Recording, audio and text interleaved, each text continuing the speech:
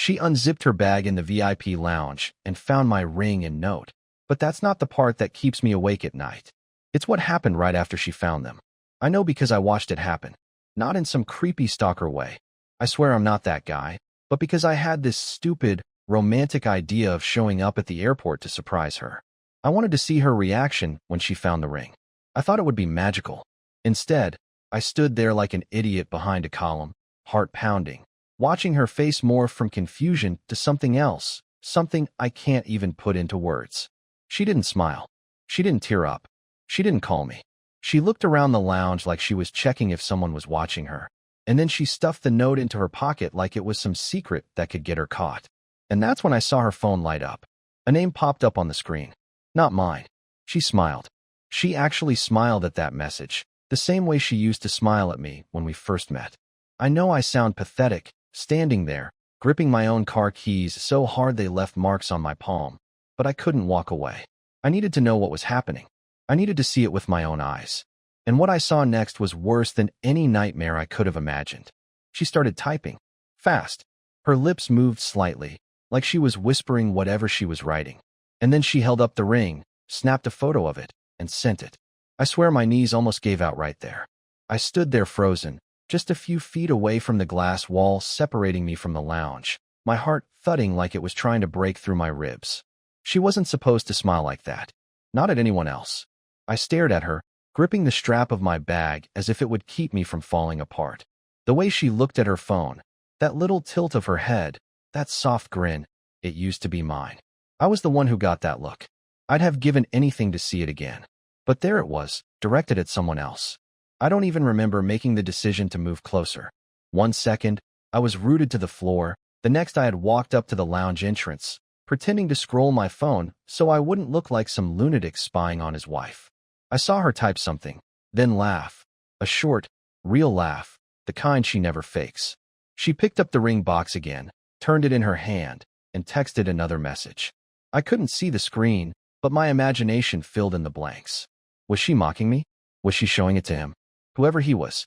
A flight attendant walked past me, and I snapped out of my haze long enough to notice the lounge door was partially open. My brain told me to leave.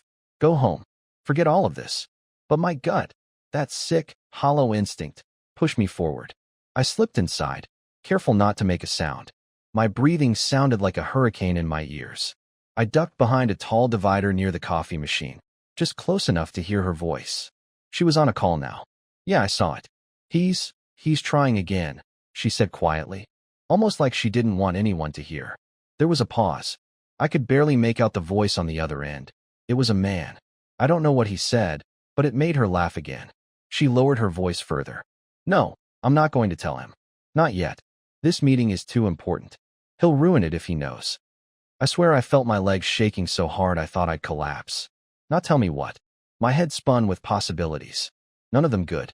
Then, as if the universe hadn't punished me enough, I saw her glance toward the bag again, pick up the note I had written, and crumple it slightly as she whispered, I'll deal with this when I get back. Don't text me during the meeting, okay? I should have walked out right then. I should have taken that crumpled note as my cue to leave, to drive home and drink myself into oblivion rather than stand there like some broken idiot. But I couldn't. Something inside me, maybe the last shred of dignity I still had, wanted to know the truth, no matter how much it hurt. Her voice was calm, too calm, the way she gets when she's speaking to someone who knows her in a way I don't anymore. She kept her phone pressed against her ear, and the words she said next twisted the knife in my gut. Yeah, it's nice. But you know it's not from you, she said, and then laughed softly, almost apologetically. Not from you. Was that supposed to be a joke? Was she comparing my ring to something he gave her? My mind immediately started spinning. Who was he? A colleague? A client? Someone from the endless networking events she attends. The ones she claims are boring, but clearly aren't as dull as she pretends? I wanted to burst out from behind that divider and scream, "Who the hell are you talking to?" But instead, I just stood there, clutching my phone so tightly I thought I'd crush it. I opened our chat history, scrolled back to our last conversation. Her last message to me, hours ago, still glared at me. We need to talk when I get back. Cold. Mechanical. I typed out a dozen replies, all of them pathetic. Did you get my note? Do you like the ring? I just want you to be happy, but I didn't send any of them. Then I heard her say something that froze my blood. I told you, I can't keep this up much longer. He's starting to notice. The man on the other end said something I couldn't catch, but it made her shake her head, biting her lip the way she does when she's conflicted. After this trip, okay? I promise. We'll figure it out. Figure what out? My heart was pounding so hard I felt dizzy. It was like every horrible suspicion I'd buried over the past year was bubbling to the surface all at once. I suddenly remembered all those nights she came home late, smelling of expensive cologne that definitely wasn't mine, claiming she'd been working late. All those weekends where she suddenly had to leave for urgent client calls, while her phone never left her hand. How many lies had I swallowed just to keep the peace? She hung up after a few more words, slipped her phone back into her bag, and sighed like she was carrying the weight of 2 lives on her shoulders. That's when I made the mistake that changed everything. I stepped out from behind the divider, my voice barely holding steady. Emma, who was that?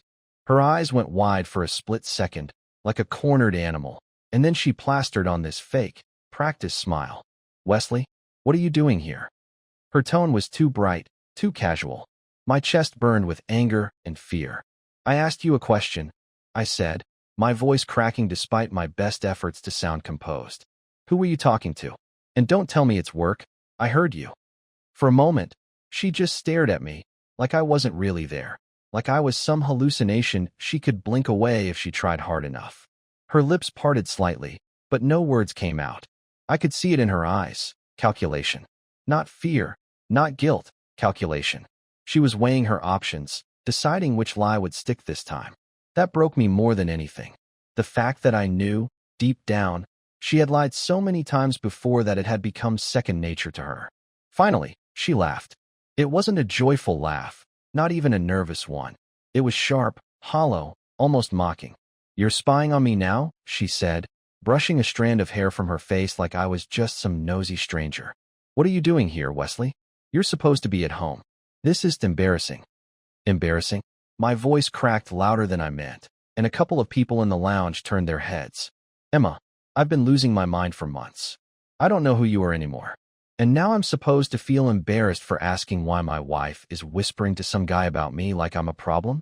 She froze at that, just for a heartbeat. I saw her knuckles tighten around the phone she was still holding, like she was ready to throw it if I tried to grab it. You don't understand, she said, softer this time, almost pitying. This isn't about you. This isn't about you. Those 4 words tore through me like a blade. I wanted to scream that everything should be about us. Our marriage, our home, the life we built together. But she wasn't done. You're making a scene, she whispered, leaning closer so only I could hear. If you care about me at all, you'll leave right now and let me handle this meeting. We'll talk when I get back. And that was when I realized something that chilled me to the bone. She wasn't scared. She wasn't even flustered. This wasn't some affair she was hiding in shame. This was something else, something I wasn't even supposed to discover. I felt like I was standing on the edge of a cliff with no idea how far down it went. My chest tightened as I stared at her, my thoughts racing. I thought about the late-night calls, the locked messages, the trips she had to take. All the excuses I'd swallowed because I trusted her. I remembered a few weeks ago, waking up at 3 a.m., to see her standing by the window, phone to her ear, whispering words I couldn't make out.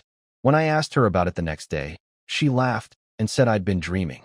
But here, now, in this sterile, overly bright lounge, I could see the truth flashing in her eyes. And I hated myself for still wanting her to say something, anything, that would make it all go away. I took a step back, trying to process it all, and that's when she did something that completely shattered me. She reached for my hand, smiled sweetly, a smile I now knew wasn't real, and said, "Please don't ruin this for me, Wes. Not here. Not now." I don't know why I did it. Maybe it was because she looked at me like I was a stranger, like all those years together were just a chapter she'd already closed. Maybe it was because she smiled that fake smile again, the one she uses on people she's about to dismiss, as if I was just another inconvenience on her busy schedule. Whatever it was, my hand moved before my brain could stop it. I reached for her bag. She was fast, but I was faster. I grabbed it off the seat beside her, ignoring her gasp and the sudden sharpness in her eyes. "Wes, give it back," she hissed, standing up so quickly her chair scraped against the floor. People were watching us now, and I could feel their eyes like heat on my skin, but I didn't care. My fingers trembled as I yanked open the zipper and started digging through. My ring box was there, tossed carelessly at the bottom like it meant nothing. The note I wrote, folded, wrinkled, as if she'd nearly crumpled it to throw away. My chest burned with humiliation. But that wasn't the worst thing I found. Tucked inside an inner pocket, behind her passport, was another box. Smaller, sleeker. It wasn't from me. I knew that instantly. I pulled it out, my mind screaming at me not to open it, but I couldn't stop myself. Inside was a bracelet, simple, but expensive, with a small charm that read, E and M. My heart stopped. My name doesn't start with M. Emma's face went pale, like I'd just ripped her secrets into the open. Wesley, give it back. Now. Her voice was low, but there was venom in it. Not guilt, not regret. Anger. Like I was the one who'd crossed a line. I held up the bracelet, my hand shaking. Who's M, Emma? Who the hell is M? My voice cracked, and I hated how pathetic I sounded. My throat felt tight, my eyes burning. I was seconds from completely losing it. She grabbed the box out of my hand, her jaw clenched. This is exactly why I didn't want to talk to you here, she said through gritted teeth. You always assumed the worst. Always. The worst. I almost laughed, but it came out as a choked sound. You've been lying to me for months. You can't even look at me when I ask where you've been. And now I find this. What am I supposed to think? She glared at me, but I saw something flicker behind her eyes. Not fear, but hesitation. Like she was about to say something big, but decided against it. She stuffed the bracelet back into her bag and zipped it up, her fingers moving like they were trying to erase the evidence before I could see any more. Then she said something I'll never forget. Wesley, if you knew the truth, you wouldn't be standing here yelling at me. You'd be thanking me. Those words hit me harder than any confession of cheating ever could. Thanking her? For what? My mind spun out of control, filling in blanks I didn't understand. What are you talking about? I demanded. She didn't answer. She just picked up her bag, slung it over her shoulder, and walked past me as if I wasn't there. My feet felt like they were nailed to the floor, but my mind was screaming at me to follow her. And that's exactly what I did. I followed her, though every step felt like I was dragging 100 pounds of dead weight behind me. My legs wanted to give out, but my anger was stronger than the weakness gnawing at my chest. She walked fast, almost like she wanted to lose me in the maze of glossy hallways leading to the private meeting rooms of the lounge. I kept my distance at first, far enough that she wouldn't hear my footsteps, but close enough that I could see her tense shoulders, the way she glanced over her shoulder twice, like she knew I wouldn't let this go. I didn't care who was watching. I didn't care if I looked like some pathetic, desperate fool. Because I was desperate. I needed to know what the hell was happening to my marriage before I drowned in all the unanswered questions. She slipped into one of the side rooms, a room I knew she hadn't reserved. The door was slightly ajar. I froze just outside, my back against the cold wall, and listened. I shouldn't have. God, I shouldn't have. But once you start pulling at the thread of a lie, you can't stop until the whole thing unravels. Inside, I heard her voice. Not the soft, loving voice she used to speak to me with, but sharp, controlled, like she was trying to sound calm under pressure. He knows something. He almost found out. A man's voice answered, low and steady. I couldn't place it, but there was something familiar in the tone, like I'd heard it once before, maybe in passing, maybe when she claimed she was working late, and I overheard a name I didn't recognize. Then you need to keep him out of this, the man said. We're too close. If he figures out what's going on, everything falls apart. My stomach twisted. My hands started shaking so badly, I had to press them against the wall to steady myself. What were they talking about? What was too close? I felt like my lungs couldn't pull in enough air. Emma sighed, the sound of someone worn thin. He found the bracelet, she muttered. I told you it was risky. If he puts the pieces together. He won't. The man interrupted, his voice firm. You've kept him in the dark this long. You can handle it. Just stick to the plan. After the meeting tonight, we're done hiding. No more games. Stick to the plan? What plan? I felt like I was losing my mind, standing there outside that door, listening to my wife talk to another man like they were partners in some secret mission I wasn't allowed to understand. Was this some elaborate affair? No, it sounded bigger. He wasn't pleading with her or flirting. He was giving orders. And she was listening. I felt this wave of rage rise in me, so strong I almost kicked the door open just to see his face. But then I heard footsteps coming down the hallway behind me. I had to move, or I'd look like some lunatic pressed against a stranger's door. I ducked into a side corridor, my heart hammering so loud I thought it would give me away. From where I stood, I saw the door open a few moments later. Emma stepped out first, her face unreadable, and then I saw him. Tall, well-dressed, maybe in his mid-40s. He didn't even look at her like a lover would. No stolen glance, no touch. He just adjusted his watch and walked away like he was on his way to close a deal that would change his life. She lingered for a moment, then headed in the opposite direction, her phone already in her hand, texting furiously. I felt like my entire body was shaking as I slipped out of the lounge and into the main terminal. I didn't follow her this time. I couldn't. My mind was already spinning out of control. What the hell was this? An affair? Or something worse? I left the lounge in a daze, but there was no way I could just go home and sit in our empty kitchen like nothing happened. My entire body was vibrating with a mix of rage, panic, and something worse. That hollow, sinking feeling you get when you realize the person you love might be a complete stranger. I sat down in the food court, staring at my phone for what felt like hours, replaying every second of what I'd overheard. Stick to the plan. After the meeting tonight, we're done hiding. Those words burned into me like a brand. What plan? What were they hiding? And who the hell was that man? I knew if I called her, she'd either lie or ignore me, and I couldn't stomach another hollow conversation where she pretends everything is fine while I'm screaming inside. So, I did something I've never done before, something I'm not proud of. I decided to follow her. I waited until her flight was announced on the board, and then I moved through the terminal like I was a ghost. She was heading toward gate 32, her heels clicking against the polished floor, phone glued to her hand. I kept my distance, hiding among the other passengers, my hood pulled up as if that would make me invisible. I watched her board the plane, and as soon as the gate agent wasn't looking, I slipped behind a group of travelers and made it on. I told myself I was just going to watch, to see what she was up to, but even then, I knew that wasn't true. I needed answers, and I was willing to humiliate myself to get them. She sat in first class, of course, looking polished and confident as if the last 20 minutes of chaos hadn't happened. I stayed a few rows back, far enough that she wouldn't notice me, but close enough to watch her every move. I couldn't stop staring at her hands. The way she kept fidgeting with her phone, the way she typed and deleted messages before finally hitting send. My chest tightened with every second. Who was she talking to? Was it that man again? I wanted to rip the phone out of her hands and demand to know everything. But instead, I sat there, my fists clenched on my knees, trying not to explode. Halfway through the flight, I couldn't take it anymore.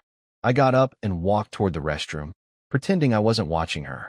But as I passed her row, I caught a glimpse of her phone screen. It was only for a second, but it was enough. I saw a message that made my blood run cold. After tonight, he won't be a problem anymore. I stopped in the aisle, my heart slamming against my ribs like it wanted to escape. Who was he? Me? Or someone else? I couldn't tell. My head was spinning so fast I nearly stumbled. I forced myself to keep moving toward the restroom, my mind screaming with possibilities. Was she planning something? Was I the problem she needed to get rid of? When I returned to my seat, I couldn't take my eyes off her. Every move she made felt like a threat I didn't understand. And then, just as the plane began to descend, she took out her bag, the same bag where I'd left my ring and note, and I saw her hand brush against the smaller box with the E and M bracelet. She hesitated for just a second, her face tightening, and then she zipped it shut again. Whatever was happening tonight, that bracelet was part of it. I was sure of it. As soon as we landed, I followed her again, this time more determined than ever. She moved through the terminal with a purpose, like she was heading somewhere she knew well. I trailed her out to the curb, where a black car was waiting. A man was inside. Not the same one from the lounge. Someone younger, sharper, wearing a suit that screamed money. She got in without looking back, and they drove off. I stood there, feeling the world tilt beneath me. I had two choices: let her go and never know, or follow that car and risk whatever I was about to find. Of course, I chose the second. I called the first cab I could find and told the driver to follow that black car. It felt ridiculous, like I was in some cheap thriller movie, but my hands wouldn't stop shaking, and my thoughts were a storm I couldn't calm. Every scenario in my head was worse than the last. What if she was meeting him, for some romantic getaway? What if that plan they kept whispering about was them deciding how to erase me from her life?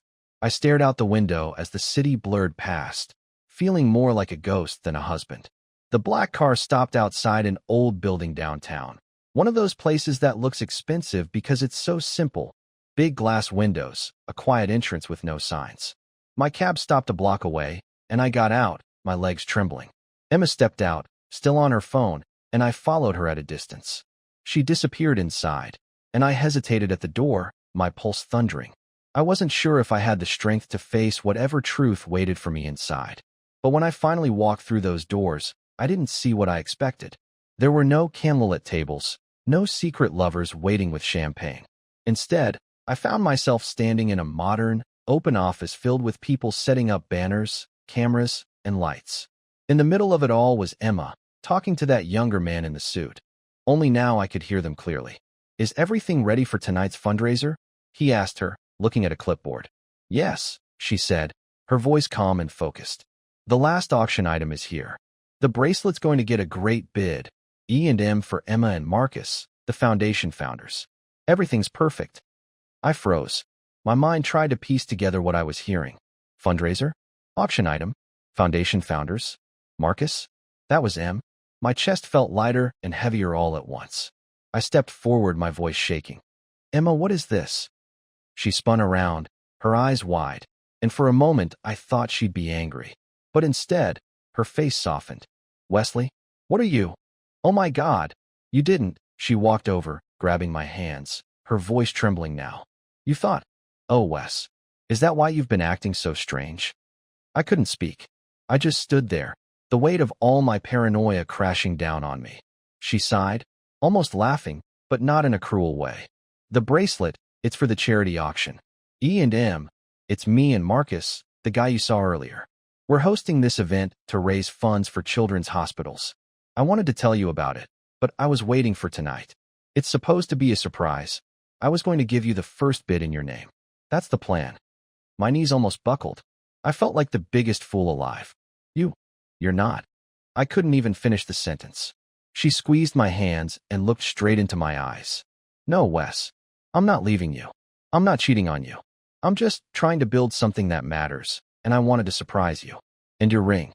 I saw it earlier." I almost cried. "I didn't text because I wanted to see your face when I got home. You still think of us, and that means everything to me." Tears burned my eyes, and I couldn't hold them back. "I thought I was losing you," I admitted, my voice breaking. "I thought all of this was something I wasn't a part of anymore." She shook her head and hugged me, holding me tight. "You've always been the reason I do any of this. You, Wes. I'm sorry I made you feel like you had to follow me to find out the truth. But you're still my home." We stood there for what felt like forever, the noise of the fundraiser crew fading into the background. And for the first time in months, I felt like I could breathe again. That night, I stayed by her side as she spoke on stage, introducing the foundation and presenting the bracelet for auction. She looked at me in the front row, and for the first time in a long time, her smile was just for me. And when we got home, she slipped my ring onto her finger, kissed me, and whispered, "Thank you for not giving up on us."